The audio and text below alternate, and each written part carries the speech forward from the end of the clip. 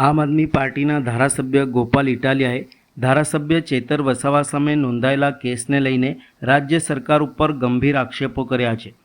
ડેડિયાપાડામાં યોજાયેલી સભામાં તેમણે દાવો કર્યો હતો કે ચેતર વસાવા સાથે અન્યાય થઈ રહ્યો છે અને હજારો લોકો સ્વયંભૂ ઉપસ્થિત રહી તેના વિરોધમાં અવાજ ઉઠાવ્યો હતો. ગોપાલભાઈ ઇટાલિયાએ જણાવ્યું હતું કે આદિવાસી સમાજના દબાણ અને જન આક્રોશના કારણે સુખવંતીબેન વસાવાને હાઈકોર્ટમાંથી જામીન મળ્યા. તેમણે દાવો કર્યો હતો કે હાઈકોર્ટમાં સરકારી વકીલે જણાવ્યું હતું કે રાજ્યના ગૃહમંત્રી હર્ષ સંઘવી અને મુખ્યમંત્રી ભૂપેન્દ્રભાઈ પટેલની સૂચના મુજબ સુખવંતીબેનની જામીન અરજીનો વિરોધ કરવામાં આવ્યો ન હતો. ઇટાલિયાએ આ નિવેદનને ભાજપ સરકારનો ભાંડો ફૂટ્યો ગણાવી કહ્યું કે જો સુખવંતીબેન માટે આવી સૂચના આપી શકાય તો અન્ય નિર્દોષ ખેડૂતો અને આરોપીઓ માટે કેમ નહીં. તેમણે દાવો કર્યો હતો કે માત્ર એક વ્યક્તિ નહીં પરંતુ સમગ્ર કેસના તમામ આરોપીઓ નિર્દોષ છે અને આખો કેસ રાજકીય પ્રેરિત અને ખોટો છે. તેમણે વધુમાં આક્ષેપો કર્યા હતા કે ચેતર વસાવાએ પક્ષપલટો કરવાનો ઇનકાર કરતા તેમની સામે ખોટા કેસો નોંધવામાં આવ્યા. નર્મદા જિલ્લા પંચાયતના પરિણામ બાદ ભાજપને ચૂંટણીમાં ચેતર વસાવાને હરાવવું મુશ્કેલ લાગતા તેમને કાયદાકીય રીતે ફસાવવાનો પ્રયાસ કરવામાં આવ્યો હોવાનું પણ તેમણે જણાવ્યું હતું. ગોપાલભાઈ ઇટાલિયાએ કહ્યું હતું કે બંધારણીય વ્યવસ્થા મુજબ ચૂંટાયેલા રાજકીય પદાધિકારીઓ સીધી રીતે ન્યાયતંત્ર અથવા સરકારી વકીલને સૂચના આપી શકતા નથી. તેમણે પ્રશ્ન ઉઠાવ્યો કે જો હાઈકોર્ટમાં ગૃહમંત્રી અને મુખ્યમંત્રીના નામે સૂચનાઓની ચર્ચા થાય છે તો ન્યાયતંત્રની નિષ્પક્ષતા અંગે ગંભીર પ્રશ્નો ઊભા થાય છે.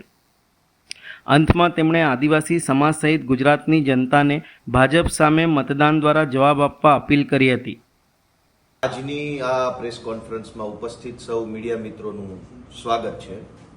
ગઈકાલે 2 જુલાઈ 2026ના રોજ અમારા ધારાસભ્ય અને ગુજરાતના સૌ યુવાનોના લોકપ્રિય નેતા આદિવાસી સમાજના યોદ્ધા ચૈતરભાઈ વસાવાના સમર્થનમાં સામાજિક રાહે ડેડિયાપાડામાં એક મોટા કાર્યક્રમનું આયોજન થયું. ગુજરાતભરના લોકોએ જોયું કે કેટલી વિશાળ સંખ્યામાં સ્વયંભૂ આદિવાસી સમાજના યુવાનો, વડીલો, માતા બહેનો હાજર રહી અને ચૈતરભાઈ સાથે થઈ રહેલ અન્યાય અત્યાચારની સામે અવાજ ઉઠાવ્યો. ગઈકાલે જ્યારે સમગ્ર ગુજરાતના આદિવાસી સમાજના અને ગુજરાત જ નહીં, મહારાષ્ટ્ર, રાજસ્થાન, મધ્યપ્રદેશ બધા જ બોર્ડર રાજ્યોમાંથી આદિવાસી સમાજના વિવિધ સંગઠનના આગેવાનો અને લોકો પધાર્યા હતા. જેવો આદિવાસી સમાજ જાગૃત થયો કે તરત જ સરકાર ઉપર દબાણ આવ્યું અને ગઈકાલે જ હાઈકોર્ટમાંથી સુખવંતીબેન બલિરામભાઈ વસાવા એમને જામીન મળ્યા. અચાનક જ કેમ આવું થયું? તો સાંજ પડતા સુધીમાં મેં જોયું કે હાઈકોર્ટના સરકારી વકીલનો એક વિડીયો આવ્યો પ્રેસ કોન્ફરન્સના માધ્યમથી. મારા મોબાઈલમાં આવ્યું, મેં જોયું આખું.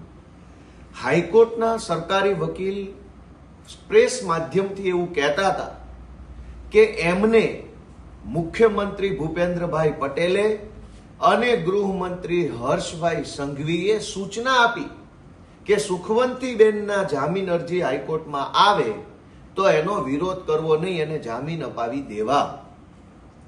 આ વાત કેટલી ગંભીર છે? બહુ જ ગંભીર બાબત છે. કેમ કે ભારતના બંધારણમાં સ્પષ્ટ રીતે ન્યાયતંત્ર, કારોબારી અને વહીવટી તંત્રને અલગ કરેલું છે. લેજિસ્લેટિવ, એક્ઝિક્યુટિવ અને જ્યુડિશરી. ક્યારેય પણ લેજિસ્લેટિવ માણસ, વૈધાનિક પદ ઉપર બેઠેલો માણસ, ચૂંટણી લડીને ચૂંટણી જીતીને બેઠેલો માણસ ન્યાયતંત્રમાં રહેલા વ્યક્તિને સીધી સૂચના નથી આપી શકતો કાયદા પ્રમાણે, બંધારણ પ્રમાણે. તો હાઈકોર્ટના સરકારી વકીલે એવું કેવા આધારે કીધું કે મને ભૂપેન્દ્રભાઈ પટેલ અને ગૃહમંત્રીએ જે નિર્ણય લીધો એને સૂચના આપી?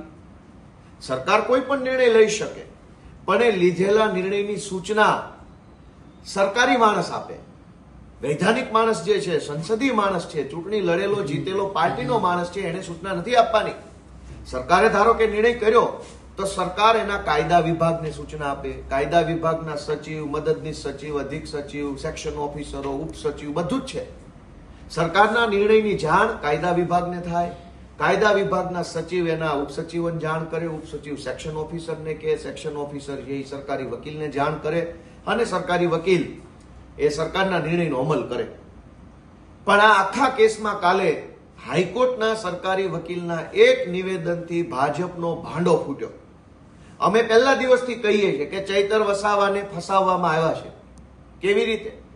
કે સૌથી પહેલા ચૈતર વસાવા જ્યારે 2022ની વિધાનસભાની ચૂંટણી જીત્યા એ વખતે ભાજપના પ્રદેશ પ્રમુખ પાટીલે એને પક્ષ પલટો કરાવવા માટે ખૂબ મહેનત કરી, પણ ચૈતર વસાવાએ એની વાત માની નહીં, પક્ષ પલટો કરવામાં એ માન્યા નહીં. તો એને ખોટી રીતે જેલમાં પૂરવામાં આવ્યા, ખોટી એફઆઈઆરો કરવામાં આવી. એ પછી તે ચૈતર વસાવા પક્ષ પલટો કરવા માટે ભાજપમાં જોડાવા તૈયાર ન થયા. તો અહીંયા ગૃહમંત્રીની સભાઓ થઈ કે હવે ચૈતર વસાવાને ચૂંટણીઓમાં હરાવી દઈએ. ગૃહમંત્રીની બે વખત સભાઓ થઈ. એ પછી પણ ચૈતર વસાવા નમતું ન મૂક્યું તો કેન્દ્રીય ગૃહમંત્રીની ડેડિયાપાડામાં સભાઓ થઈ. એ પછી પણ ચૈતર વસાવાએ સરેન્ડર ન કર્યું તો દેશના વડાપ્રધાનની ડેડિયાપાડામાં સભા થઈ. એ પછી પણ ચૈતર વસાવાને ચૂંટણીમાં હરાવી શકાયા નહીં. દેશના વડાપ્રધાન, દેશના ગૃહમંત્રી, રાજ્યના મુખ્યમંત્રી બધા જ લોકોએ ડેડિયાપાડામાં આવી ચૈતર વસાવાને ચૂંટણી હરાવવાની કોશિશ કરી. પણ ચૈતર વસાવાની લોકપ્રિયતા એટલી બધી અભૂતપૂર્વ છે કે આખી નર્મદા જિલ્લા પંચાયતની અંદર એક તરફી મતદાન કરી ચૈતરભાઈના નેતૃત્વમાં જિલ્લા પંચાયત બનાવી આપી.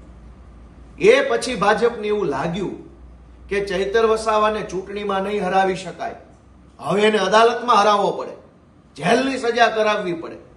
તો ષડયંત્ર થયું અને ગઈકાલે સરકારી વકીલે જ કીધું કે મુખ્યમંત્રી ભૂપેન્દ્ર પટેલ અને હર્ષ સંઘવીને આ બધી જ વાતની જાણ છે.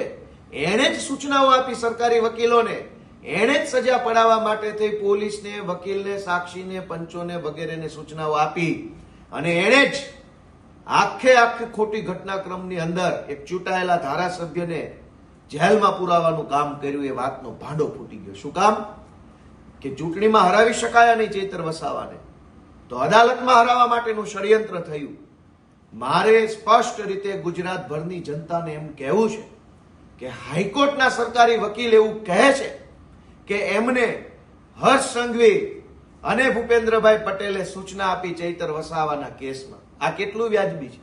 હાઈકોર્ટના વકીલો એ જો સીધા મુખ્યમંત્રીનું નામ લઈને, ગૃહમંત્રીનું નામ લઈને વાત કરતા થઈ જાય તો ન્યાયતંત્રની નિષ્પક્ષતા ક્યાં આવી?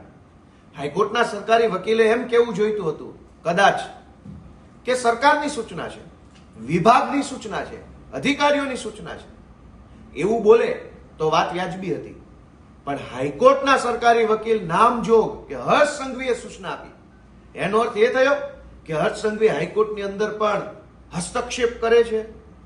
કોર્ટ કચેરીના કામકાજમાં ભૂપેન્દ્રભાઈ અને હર્ષ સંઘવીનો હસ્તક્ષેપ છે, આવો અર્થ કાઢવાનો. આખા ષડયંત્રનો ભાંડો ફૂટ્યો છે કે ચૈતર વસાવાને અને અન્ય તમામ ખેડૂતોને નિર્દોષ હોવા છતાં પણ ફસાવવામાં આવ્યા છે. અને હર્ષ સંઘવીએ સૂચના આપી તો એક સુખવંતીબેન છૂટ્યા, તો હર્ષ સંઘવીએ બીજા બધાની સૂચના કેમ ન આપી? બીજા ખેડૂતો પણ નિર્દોષ છે, માત્ર સુખવંતીબેન નહીં. રમેશભાઈ છે, બલિરામભાઈ છે, શકુંતલાબેન છે અને જીતુભાઈ છે, આ બધા જ નિર્દોષ છે. આ બધાની સૂચના કેમ ન આપી? ખાલી એક વ્યક્તિ નહીં, આખો કેસ ખોટો છે, બધા જ આરોપી નિર્દોષ છે. પણ આજે ગુજરાતભરના આદિવાસી સમાજનું મારે એટલું ધ્યાન દોરવું છે કે ચૈતર વસાવાને ખોટા કેસમાં ખોટી કાર્યવાહી કરી જેલમાં પુરાવનાર લોકોના નામ ગઈકાલે સરકારી વકીલના મોઢે જ નીકળી ચૂક્યા છે. જનતા જાગૃત બને અને જે પાર્ટી ભાજપે ષડયંત્ર કરી ચૈતર વસાવાને જેલમાં પૂર્યા છે એ ભાજપ પાર્ટીને આદિવાસી સમાજ અને ગુજરાતના સૌ લોકો એવી સજા કરો કે આવનારી 100 ચૂંટણીઓ સુધી દેખાય નહીં. ખૂબ ખૂબ આભાર. કોઈ સવાલ?